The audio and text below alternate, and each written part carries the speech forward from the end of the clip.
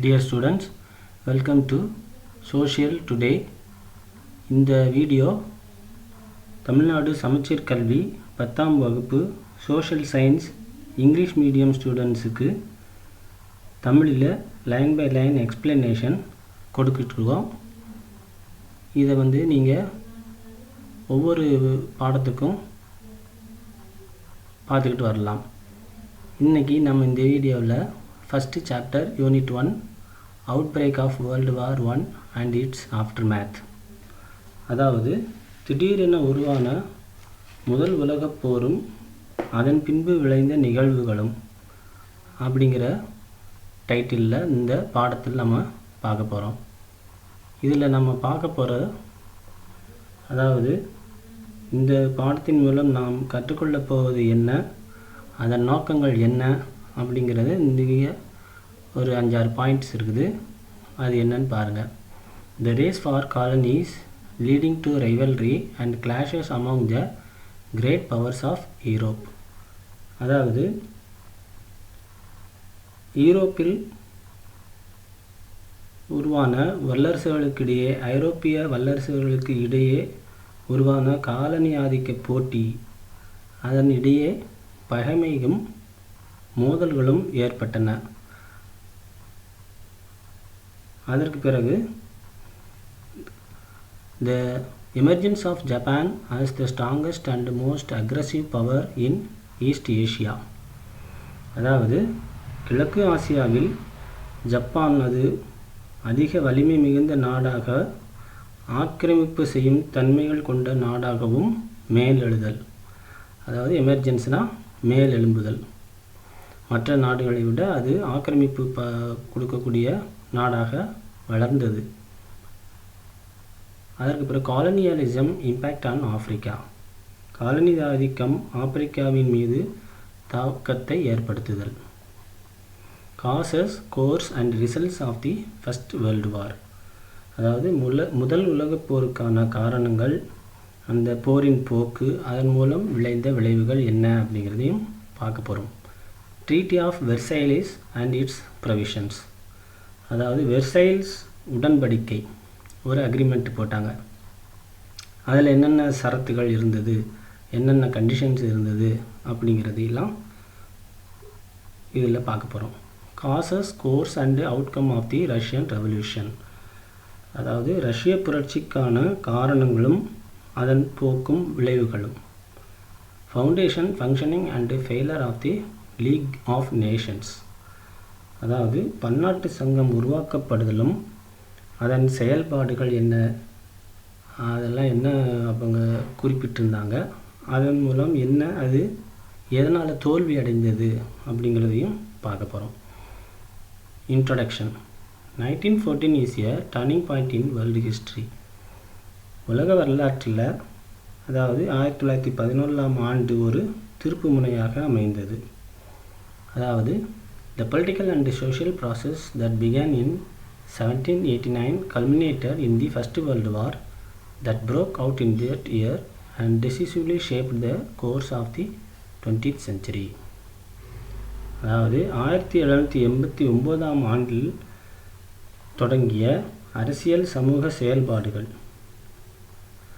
culminated in the First World War, அதாவது உச்சத்தை அடைந்தது எப்போ 1914, அதாவது 1789ஆம் ஆண்டில் தொடங்கிய சமூக செயல்பாடுகள் 1914இல் முதல் உலகப்போர் வெடிப்பதற்கு உச்சத்தை அடைந்தது அப்படின்னு எடுத்துக்கலாம்.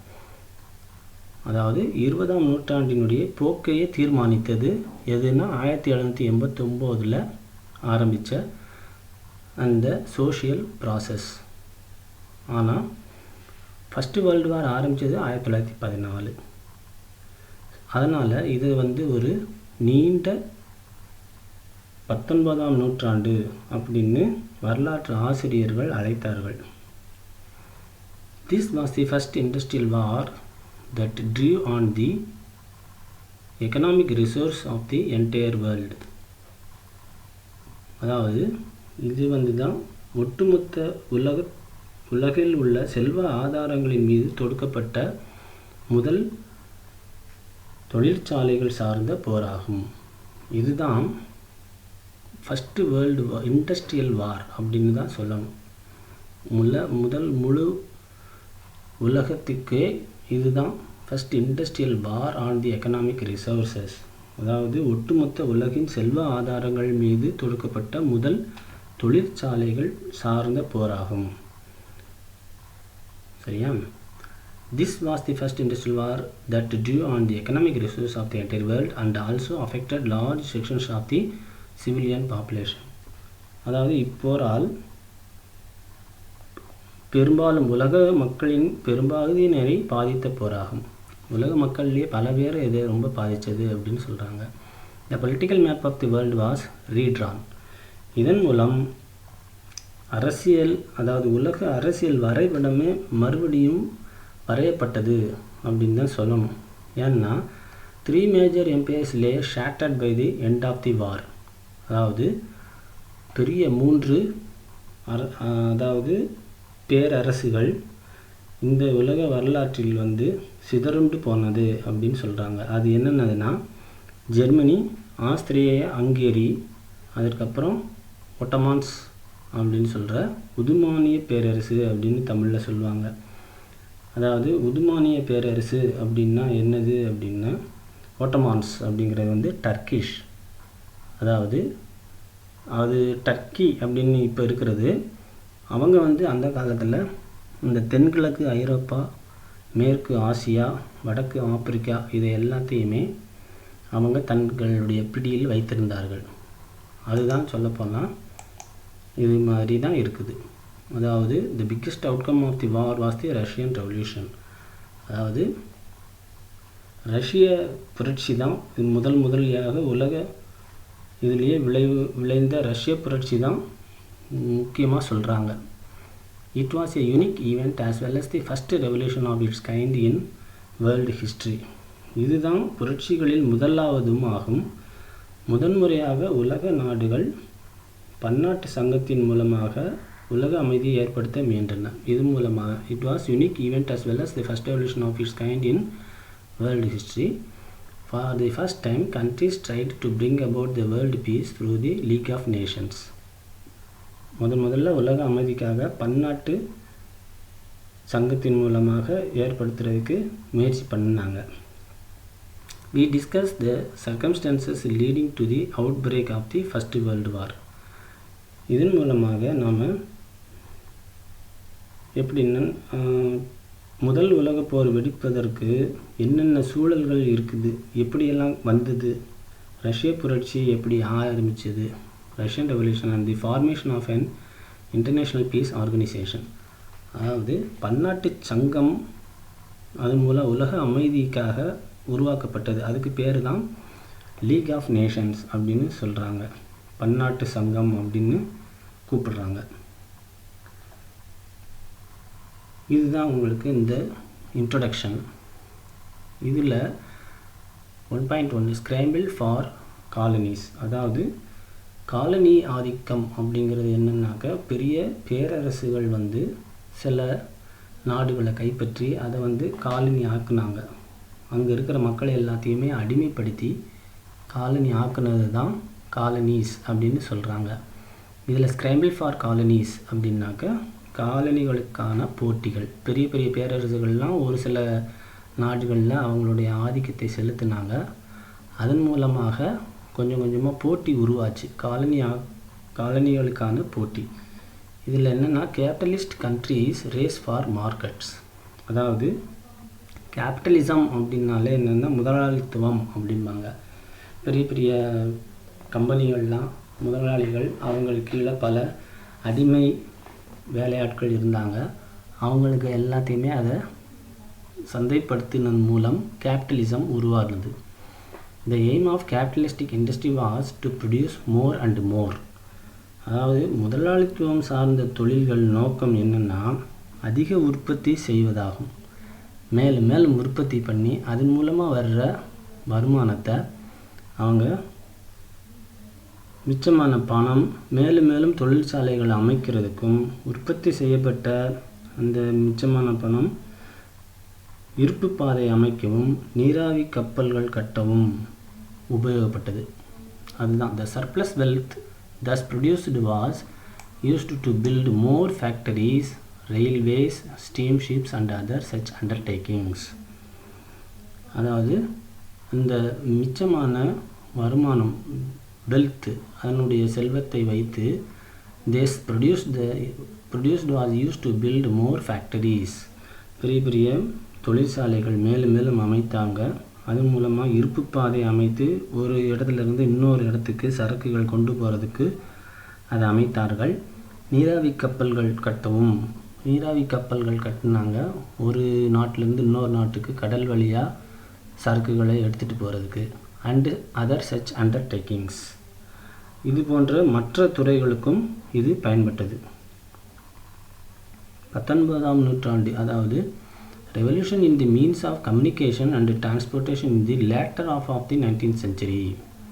அதாவது 19ஆம் நூற்றாண்டின் பிற்பகுதியில், அதாவது லேட்டர் ஆஃப் அப்படின்னு சொல்கிறாங்க இல்லையா, பிற்பகுதியில் 19ஆம் நூற்றாண்டுக்கு பிற்பகுதியில் என்னென்னா தகவல் பரிமாற்றம், போக்குவரத்து ஆகிய துறைகளில் புரட்சி ஏற்பட்டது. அந்த புரட்சியானது ஆப்பிரிக்காவிலும் ஏனைய பகுதிகளிலும் ஐரோப்பிய விரிவாக்கம் அரங்கேற துணை புரிந்தது. அதாவது இதைத்தான் சொல்கிறாங்க, revolution in the means of communication and transportation in the latter half of the 19th century. அதாவது 19ஆம் நூற்றாண்டின் பிற்பகுதியில் உருவான ஒரு புரட்சி. இதில் கம்யூனிகேஷன் அண்ட் டிரான்ஸ்போர்ட்டேஷனில், தகவல் பரிமாற்றத்திலையும் போக்குவரத்து துறையிலையும் ஒரு புரட்சியானது. அதுதான் facilitated the process of European expansion in Africa and other places. அதுதான் அந்த புரட்சியானது ஆப்பிரிக்காவிலும் ஏனைய பகுதிகளிலும் ஐரோப்பிய விரிவாக்கம் அரங்கேற துணை புரிந்தது அப்படின்னு இந்த பேராகிராஃபில் இருக்குது. இப்போ கேபிட்டலிசம் ப்ரொடியூஸ்ட் ஹியூஜ் கான்ட்ராஸ்ட். முதலாளித்துவம் மிக பெரும் முரண்களை ஏற்படுத்தின. கான்ட்ராஸ்ட்னாலே முரண், ஒன்றுக்கு பின்னு முரணாக இருக்குது அப்படின்னு சொல்கிறாங்கல்ல, அதுதான். த கான்ட்ராஸ்ட் வேர், என்ன அப்படி முரண்கள் இருந்தது அப்படின்னா, extreme poverty and extreme wealth, slum and skyscraper, empire state and dependent exploited colony. அதாவது முரண்கள் என்னென்ன அப்படின்னா, வறுமை இருந்தது, அதிக அளவு செல்வ குவிப்பு இருந்துச்சு, ஆனால் வறுமைக்கு அது தீனி போடலை. குடிசை பகுதிகள் நிறைய இருந்துச்சு, ஆனால் ஒரு பகுதி குடிசை பகுதிகளாக இருக்கும், இன்னொரு பகுதி விண்ணை முட்டும் கோபுரங்கள் கட்டியிருக்காங்க, எம்பையர் ஸ்டேட் அப்படின்ட்டு. ஸ்கை ஸ்கிராப்பர் அப்படின்னா விண்ணை முட்டும் கோபுரங்கள், எம்பையர் ஸ்டேட் அப்படின்னா பேரரசுகள் மற்றும் அவற்றை சார்ந்து இருக்கும் காலனிகள். இதில் எக்ஸ்ப்ளாய்டட், டிபெண்டன்ட் எக்ஸ்ப்ளாய்டட் காலனி, அதாவது நல்ல சுரண்டப்பட்ட காலனிகள். நல்லா இந்த மக்கள்கிட்ட, வறுமையில் இருக்கிற மக்கள்கிட்டயே மேலும் மேலும் சுரண்டி அவங்க பெருத்த கொள்ள பணக்காரங்களை ஆகிக்கிட்டாங்க. கேபிட்டலிசம்னாலே, முதலாளித்துவம்னாலே அப்படித்தானே. நல்லா ஏழை மக்கள் வேலை செய்ய வச்சு அவங்க மூலமாக நிறையா சம்பாதிக்கிறது. இதுதான் அவங்களுடைய அந்த காலத்தில் எக்ஸ்ப்ளாய்டட் காலனி அப்படின்னு உருவாச்சு. எக்ஸ்ப்ளாய்டட்னா கொள்ளையடிக்கப்பட்டது. A striking feature of 19th century was that Europe emerged as the dominant power. Striking feature அப்படின்னா என்னென்னா, ஒரு கருத்தை கவரும் ஒரு அம்சம் என்னென்னா, 19ஆம் நூற்றாண்டில் ஐரோப்பா மேலாதிக்க சக்தியாக உருப்பெற்றது. Europe emerged as the dominant power.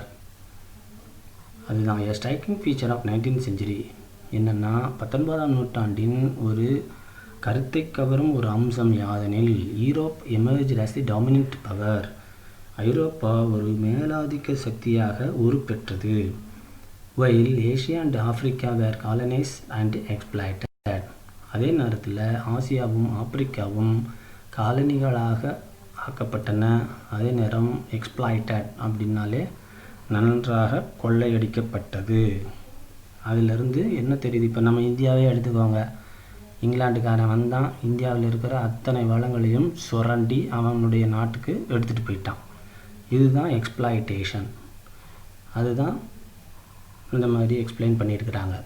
Within Europe, England held a preeminent position as the world leader of capitalism. அதாவது ஐரோப்பிய நாடுகளுக்கு இடையே இங்கிலாந்து தான் ஒரு மேலான இடத்தை வகித்தது.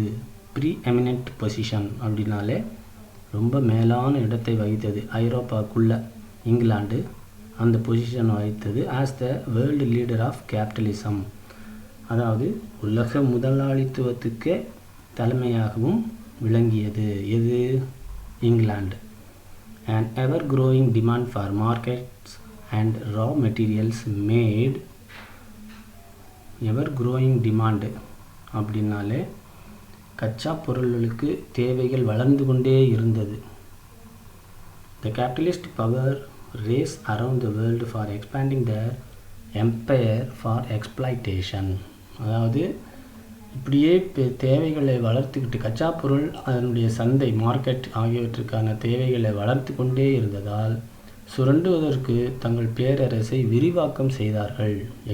Expanding their empire for exploitation, கொள்ளையடிக்கிறதுக்கு ரொம்ப தோதாக தங்களுடைய பேரரசை ரொம்ப விரிவாக்கம் பண்ணிக்கிட்டாங்க அப்படிங்கிறது தான் இந்த பேராகிராஃபில் எக்ஸ்பிளனேஷன் இருக்குது. இதில் rise of monopoly capitalism. Rise of monopoly capitalism அப்படின்னா என்னென்னா, மோனோபாலி முழு உரிமை எனக்கு தான் அப்படின்ட்டு முதலாளித்துவத்துக்கே உண்டான ஒரு முழு உரிமைக்கு அது எழுச்சி அடைந்தது. ரைஸ் ஆஃப் மோனோபாலி கேபிட்டலிசம், முழு உரிமை முதலாளித்துவத்தின் எழுச்சி.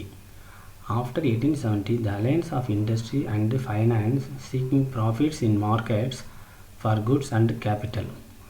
அதாவது 1870ஆம் ஆண்டிற்கு பின்னர் சுதந்திர போட்டி முதலாளித்துவமானது. ஒரு நாட்டுக்கும் இன்னொரு நாட்டுக்கும் உள்ள சுதந்திரத்துக்கு இருந்தது முதலாளித்துவமானது முழு உரிமையாக மாறியது. Industry and finance seeking profits in markets for goods and capital. ஏகாதிபத்தியத்தின் ஒரு முக்கிய பண்புக்கூறான தொழில், கேபிட்டல், குட்ஸ், சரக்கு, இவை இரண்டும் அணி சேர்ந்து சந்தைகளில் தங்களின் பொருள்கள் மற்றும் மூலதனத்திற்கான லாபத்தை தேடு என்பதுதான் 19ஆம் நூற்றாண்டின் பிற்பகுதியில் தெளிவாக உணரப்பட்டது. became evident in the later half of the 19th century. அதுதான், அதாவது the alliance of industry and finance seeking profits in markets for goods and capital. அதாவது இந்த சரக்குகளும் அதனுடைய ப்ராஃபிட், அதன் மூலம் சந்தைப்படுத்துதல் மூலம் கிடைத்த நிதி ஆதாரங்கள் எல்லாமே which was an essential characteristics of imperialism. அதுதான் முதலாளித்துவத்துக்கு ரொம்ப முக்கிய பண்புக்கூறுகளாக ஆனது. தொழிலும் நிதியும், அதன் மூலம் வந்த நிதியும் முதலாளித்துவத்துக்கு ஒரு முக்கியமான குணநலன்கள் ஆனது. became evident in the later half of the 19th century. இதுதான் நம்ம முக்கியமாக தெரிஞ்சுக்கிடணும். இப்போது 1870க்கு மேலே the world ideas of free trade collapsed. அதாவது 19ஆம் நூற்றாண்டில் கிடைத்த சுதந்திர வணிகம் எனும் ஒரு பழைய சித்தாந்தம் collapsed, சரிந்து வீழ்ந்தது. There were trusts in the USA and cartels in Germany. அதாவது யூஎஸ்ஏல ட்ரஸ்ட் இருந்துச்சு அண்டு கேர்டல்ஸ் இன் ஜெர்மனி. கேர்டல்ஸ் அப்படிங்கிறது ஒரு கூட்டு நிறுவனங்கள், அதுக்கு தான் கேர்டல் அப்படின்னு சொல்லுவாங்க. These powerful combines and corporations dominated governments. இந்த ஒரு பவர்ஃபுல் கம்பைன்ஸ், இந்த பவர்ஃபுல் ஒரு ரொம்ப எப்படின்னு சொல்லணும்னாக்கா அவங்களுக்குள்ள உள்ள அதிகாரங்கள் நிறைந்த நிறுவனங்கள் எல்லாமே சேர்ந்து அரசாங்கத்தை தங்கள் கைப்பிடிக்குள் கொண்டு வந்தது. டாமினேட்டட் அப்படிங்கிறது தான் இதுக்கு அர்த்தம். கட்டுப்பாட்டினை கொண்டிருக்கிறது. கூட்டு நிறுவனம், அதாவது trust, is an industrial organization engaged in the production or distribution of any commodity. அதாவது ஒரு ட்ரஸ்ட் அப்படின்னு என்னதுன்னா இதுவும் ஒரு கூட்டு நிறுவனம் தான். எப்படின்னா பொருள்களை உற்பத்தி செய்து விநியோகத்தில் ஈடுபட்டிருக்கும் ஒரு தொழில்சார் நிறுவனம் ஆகும். தொழிலில் இருந்த இண்டஸ்ட்ரியல் ஆர்கனைசேஷன், தொழில் நிறுவனம், engage in the production or distribution of any commodity, எந்த ஒரு கமாடிட்டினால பொருள் அந்த பொருளை வந்து அதை உற்பத்தி செய்வது, அதன் மூலமாக அதை விநியோகம் செய்வது. இந்த பொருள்களை உற்பத்தி செய்து விநியோகத்தில் ஈடுபட்டிருக்கும் ஒரு தொழில்சார் நிறுவனம் தான் trust. The trust would possess adequate control over the supply and the price of that commodity to its own advantage. இந்த ட்ரஸ்ட் ஆனது என்ன பண்ணுது அப்படின்னா, தனக்கு நன்மை பயக்கும் விதத்தில் அவங்களுக்கு என்னென்ன நன்மை பயக்குமோ அதனால் adequate control over the supply, அதன் மூலம் பொருள்களின் விநியோகம், விலை ஆகியவற்றின் மீது அந்நிறுவனம் அதிக கட்டுப்பாட்டினை கொண்டுள்ளது. இதுதான் trust. would possess adequate control over the supply and price of that commodity to its own advantage. The term cartel refers to an association based upon a contractual agreement between enterprisers in the same field. அதாவது enterprisers in the same field, ஒரே துறையில் ஒரே பிஸ்னஸில் இருக்கக்கூடிய நிறுவனங்கள் எல்லாம் ஒன்று சேர்ந்து, ரெண்டுக்கு மேற்பட்டதோ இல்லை 4-5 நிறுவனங்கள் சேர்ந்து அவங்களுக்குள்ள ஒரு ஒப்பந்தம் போட்டுக்கிடுவாங்க. ஒப்பந்தங்கள் செய்து கொள்வதன் அடிப்படையில் உருவாகும் அமைப்பு இதுதான் கார்ட்டல். ஒரு 4-5 கம்பெனிகள் சேர்ந்து அவங்களுக்குள்ள ஒரு ஒப்பந்தம் பண்ணிக்கிட்டு அதன் மூலமாக அவங்க சில பிஸ்னஸ் பண்ணாங்க. The objective was to exercise a monopolistic influence on the market. இதனுடைய முக்கிய நோக்கம் என்னன்னா, சந்தையின் மீது முழு உரிமை, அதாவது முழு செல்வாக்கை செலுத்துவதே இதன் நோக்கம். மற்றவங்க யாரையுமே வரவிட மாட்டாங்க. சின்ன நிறுவனங்களாக எதுவும் இருந்துச்சு அப்படின்னா அவங்கள எல்லாத்தையுமே சுருட்டி இவங்களுக்குள்ள நிறுவனத்துக்குள்ளே போட்டுக்கிடுவாங்க. அதுக்குள்ளேயே இவங்க ஒவ்வொருத்தங்களும் அவங்களுக்குள்ள ஒரு கான்ட்ராக்ட் அக்ரிமெண்ட் போட்டுக்கிடுவாங்க. இது என்னன்னாக்கா, அந்த சந்தையில் இவங்களே கோலோச்சி இருப்பதற்கு monopolistic influence on the market, இவங்களே கோலோச்சி இருப்பாங்க. இப்போ ஒரு உதாரணத்துக்கு எடுத்துக்கோங்க, திருப்பூரில் ஒரு பின்னல் ஆடை நிறுவனங்கள் நிறையா இருக்குது இல்லையா. அதில் எத்தனை பின்னல் ஆடைகள் நிறுவனங்கள் இருக்குதோ அதில் ஒரு 10 பேர் பெரிய பணக்காரங்களாக இருப்பாங்க. அவங்க எல்லாருமே சேர்ந்து என்ன பண்ணுவாங்க, சின்ன சின்ன கம்பெனிகள்கிட்ட எல்லாம் அக்ரிமெண்ட்டு போட்டுட்டு அவங்களே சந்தையில் அவங்க ஒரு லீடராக இருப்பாங்க. இதுவே அவங்களுடைய முதலாளித்துவத்தை குறிக்கிறது அப்படின்னு சொல்லலாம். இதுதான் imperialism and its essential characteristics. இம்பீரியலிசம்னாலே என்னது, இது ஏகாதிபத்தியம் அப்படிம்பாங்க. ஒரு ஏகாதிபத்தியம்னா என்னென்னா, பல முதலாளிகள் சேர்ந்து தான் கேபிட்டலிசம் அப்படின்னு சொல்லலாம். அதுலேயும் ஒருத்தன் பெரிய ஆளாக இருப்பான். 10 முதலாளிகள் இருக்காங்க, அவங்க சின்ன சின்ன கம்பெனிகளை எல்லாத்தையுமே சுருட்டி அவங்க கைக்குள்ளே வச்சுருப்பாங்க. அதுக்கும் ஒரு பெரிய திமிங்கலமாக ஒரு முதலாளி இருப்பான். அவன் தான் என்னென்னா இம்பீரியலிசத்துக்கு அடிக்கோல்வான். அதாவது capitalism inevitably led to imperialism. முதலாளித்துவம் தான் தவிர்க்க இயலாமல் ஏகாதிபத்தியத்துக்கு இட்டு செல்கிறது. ஒரே ஒரு பெரிய ஆளாயிடுவான், அவன் பெரிய தாதான்னு வச்சுக்கலாம். இது ஒரு துறையில் பல நிறுவனங்களை எல்லாத்தையும் ஒன்று சேர்த்து அதுக்கு அவன் ஒரு பெரிய லீடராக இருக்கிறது, அதுதான் imperialism. Capitalism inevitably led to imperialism. ஒரு முதலாளித்துவம் தவிர்க்க இயலாமல் ஏகாதிபத்தியத்துக்கு கொண்டு செல்வது. முதலாளித்துவத்துக்கு உச்சகட்டமே ஏகாதிபத்தியம் என லெனின் கூறுகிறார். Lenin, according to Lenin, imperialism is the highest stage of capitalism. இம்பீரியலிசம்னா ஏகாதிபத்தியம், அதுதான் ஹையஸ்ட் ஸ்டேஜ் ஆஃப் கேபிட்டலிசம். முதலாளித்துவத்துக்கு உண்டான ஒரு உச்சகட்ட ஏகாதிபத்தியம், உச்சகட்டம், அதனுடைய முதலாளித்துவத்தின் உச்சகட்டம் தான் ஏகாதிபத்தியம் என்று லெனின் கூறுகிறார். இதில் besides being a market for surplus goods, colonies served another purpose. அதாவது மிக பெரும் அளவிலான உற்பத்தி செய்யப்பட்ட பொருட்கள் சந்தைகள் மட்டும் இல்லாமல் பெருமளவிலான கச்சா பொருள்களும் தேவைப்பட்டன. லார்ஜ் ஸ்கேல், அதாவது surplus good colonies served another purpose. ரொம்ப அதிகமான ஒரு உற்பத்தி எல்லாமே சேர்ந்து அதிகபட்சமான உற்பத்திகள் நிறைந்ததுனால அதுக்காக ரா மெட்டீரியல்ஸினுடைய சப்ளையும் ரொம்ப தேவைப்பட்டது. ரா மெட்டீரியலுக்கு இருந்தால் தான் நிறையா உற்பத்தி பண்ண முடியும். Large scale mass production needed vast supplies of raw materials. Large scale பெரிய அளவிலான ஒரு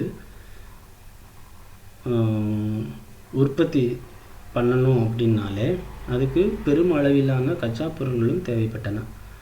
அதாவது முற்றுரிமை முதலாளித்துவத்திற்கு, அதாவது முழு உரிமை முதலாளித்துவத்துக்கு என்ன செய்யணும்? Rubber, oil, nitrate, sugar, cotton, tropical foodstuffs, mineral et cetera were raw materials which were necessary to monopoly capitalist everywhere. எங்கேயுமே எல்லா பகுதிகளிலுமே இதுக்கு எல்லாமே இந்த மாதிரி ரப்பரு, ஆயிலு, சுகர், காட்டன் இதுக்கு எல்லாத்துக்குமே கச்சா பொருள் தேவைப்பட்டது. இந்த கச்சா பொருள்களின் மூலங்களை கட்டுப்படுத்த வேண்டிய அவசியம் தவிர்க்க இயலாமல் ஏகாதிபத்தியத்திற்கு அழைத்து சென்றது. இதுதான் which were necessary to monopoly capitalist everywhere. எல்லா இடத்துக்குமே இதுதான் அவசியமாக தவிர்க்க இயலாமல் போனது அப்படிங்கிறாங்க. ஏகாதிபத்தியம் அப்படின்னாலே காலனிகளுக்கு மட்டும் இல்லை. The need to control the sources of raw materials inevitably lead to imperialism. இதை கண்ட்ரோல் பண்ணுறதுக்குன்னு கச்சா பொருள்களை கண்ட்ரோல் பண்ணுறதுக்கு இன்எவிட்டபிளி லெட் டு இம்பீரியலிசம். இது சின்ன சின்ன நிறுவனங்களுக்கு எதுக்குமே ஒரு கச்சா பொருள் கிடைக்காதபடிக்கு அவங்க உருவாக்கிட்டாங்க. கடைசியில் பார்த்திங்கன்னா அவங்க பெரிய கம்பெனிகளுக்கு தான் அந்த கச்சா பொருள் கிடைச்சது. இதுதான் imperialism was not just about colonies. இந்த மாதிரி ஏகாதிபத்தியம் காலனிகளுக்கு மட்டுமல்ல, இதுவே என்ன ஆச்சுன்னா நாடு விட்டு நாடு அதனுடைய தாக்கம் சென்றது. அதன் மூலம் மிலிட்ரிசேஷன் became a total system, the logic of which was total militarization and total war. இது என்னென்னா ஒரு நாட்டிலேருந்து இன்னொரு நாட்டுக்கும் அதனுடைய தாக்கத்தை கொண்டு சென்றது. அதன் மூலம் ஒரு பெரிய சண்டை உருவாவதற்கும் போர் உருவாவதற்கும் இட்டு சென்றது. இதுதான் imperialism and its essential characteristics. இதை நீங்கள் இந்த பேராகிராஃப் நல்லா ஒரு தடவைக்கு 2 தடவை படித்து பாருங்கள். இப்போ 1.2 ரிவல்ரி ஆஃப் கிரேட் பவர்ஸ், அதாவது வல்லரசுகளின் போட்டி. ஒவ்வொரு வல்லரசுகளுக்கு உள்ளேயே போட்டிகள் உருவாச்சு. ஏன்னா இந்த மாதிரி கேபிட்டலிசம் மூலம் இம்பீரியலிசம் வந்துச்சு. இம்பீரியலிசம் என்னாச்சு? போன பேராகிராஃபில் நம்ம படித்தது மாதிரி ஒரு நாட்டிலேருந்து இன்னொரு நாட்டுக்கு அதனுடைய தாக்கத்தை உண்டு பண்ணாங்க. அதுதான் இப்போது நடந்துக்கிட்டு இருக்குது. சீனாவுக்கும் அமெரிக்காவுக்கும் ஒரு பனிப்போர் மூலமாகத்தான் இப்போது உலக அளவில் பெரிய ஒரு சங்கடத்தை உண்டு பண்ணியிருக்கிறது. அதை பற்றி நம்ம அப்புறமா பின்னாடி பார்ப்போம். இப்போதைக்கு இது வேண்டாம். இப்போ நம்ம 1.2 ரெவல்ரி ஆஃப் கிரேட் பவர்ஸ், அதாவது வல்லரசுகளுக்குள்ள போட்டி உருவாச்சு. இது யூரோப்பை பற்றி நம்ம இப்போ பார்க்க போகிறோம். In the 19th century European powers had colonised many other countries. அதாவது 19ஆம் நூற்றாண்டில் ஐரோப்பிய சக்திகள் உலகில் ஏனைய பெரிய சிறிய நாடுகளை காலனியப்படுத்திச்சு. European powers had colonized many other countries. By 1880, most of the Asian countries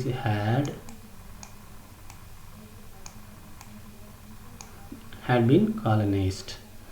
அதாவது தங்களுடைய நலனுக்காக அவற்றை சுரண்டின சிறிய நாடுகளை காலனியப்படுத்தி தங்களுடைய நலனுக்காக சுரண்டுச்சு. Only Africa was left. அதாவது ஐரோப்பா மட்டும்தான் விடுபட்டு போச்சு. இதையும் கொஞ்ச நாளில் அதையும் பிடிச்சாங்க. வேறு வழி இல்லாமல் கட்டுப்படுத்தி விடுபட்டு இருந்துச்சு. 1881 அதையும் பிடிச்சிட்டாங்க. ஆப்பிரிக்காவும் கைப்பற்றப்பட்டது. Only Africa was left. The occupation, division and colonisation of Africa took place from 1881 to 1914. அதையும் விட்டு வைக்கல. அதை மட்டும் எப்படி விட்டு வச்சுருப்பாங்க? எல்லாத்தையுமே ஆப்பிரிக்காவையும் அடிமை நாடாக உருவாக்கிக்கிட்டாங்க. The industrial achievements of Germany in the latter half of the 19th century gave her a dominating position in Europe. இதுதான், அதாவது 19th centuryயின் பிற்பகுதி ஜெர்மனியினுடைய தாக்கம் அதிகமாக இருந்துச்சு. அதுதான் யூரோப்பில் ஒரு பெரிய டாமினேட்டிங் பொசிஷனாக உருவானது. ஜெர்மனி இப்போது உருவாயிருச்சு. முன்னாடி யார் இருந்தால்? இங்கிலாண்டுக்காரன் இருந்தான். அதுக்கப்புறமா இப்போது ஜெர்மனி வந்துடுச்சு. அது அநேகமாக ஹிட்லர்னுடைய ஆதிக்கத்தின் கீழ் வந்தது என்று சொல்லலாம். அதுதான் நடந்ததுன்னு நினைக்கிறேன். அதுவும் பின்னாடி நம்ம பார்க்கலாம். 19ஆம் நூற்றாண்டின் பிற்பகுதியில் தொழில்துறையில் ஜெர்மனி பெரிய பெரிய சாதனைகள்லாம் பண்ணினது. அதற்கு ஐரோப்பாவில் ஒரு மேலாதிக்க நிலையை வழங்கியது. But when Germany came on the scene, the avenues of exploitation were limited, as the world was largely occupied by the other imperialist powers. இப்போ என்ன ஆச்சு, ஜெர்மனி உள்ள நுழைஞ்சு அவங்க பெரிய ஆள் ஆனதும் உலகமானது பெரும்பாலும் ஏனைய ஏகாதிபத்திய சக்திகளால் கைப்பற்றப்பட்டிருந்தது. அப்போ பார்த்திக்க உலகமே பல பல நாடுகளினுடைய ஏகாதிபத்தியம் அவங்களுடைய கண்ட்ரோலுக்கு போயிடுச்சு. ஒரு பக்கம் ஃப்ரான்ஸு, ஒரு பக்கம் ஜெர்மனி, ஒரு பக்கம் ரஷ்யா, அப்படியே எல்லாம் ஐரோப்பாவிலேயும் பெரிய பெரிய இதெல்லாம் நடந்தது. பெரிய பெரிய கண்ட்ரீஸ் எல்லாம் அவங்களுடைய ஏகாதிபத்தியத்தை ஆரம்பிச்சிட்டாங்க. அது பின்னாடி என்ன பார்த்துருக்குங்க, world was largely occupied by the other imperialist powers. As there was nowhere else to expand, the imperialist powers tried to grab other possession. அதாவது விரிவாக்கம் செய்ய வேறு எதுவுமே இல்லையா, நாடுகள் இல்லை, அதனால் ஏகாதிபத்திய சக்திகள் அவங்களுக்குள்ளேயே அடுத்த நாட்டிற்கு சொந்தமான பகுதிகளை கைப்பற்ற முயன்றன. ஒரு நாட்டிலேருந்து இன்னொரு நாட்டை கைப்பற்ற ஆரம்பிச்சிட்டாங்க. ஏன்னா அவங்களுக்குள்ளேயே காலனி ஆதிக்கம் எல்லாமே முடிஞ்சு போச்சு.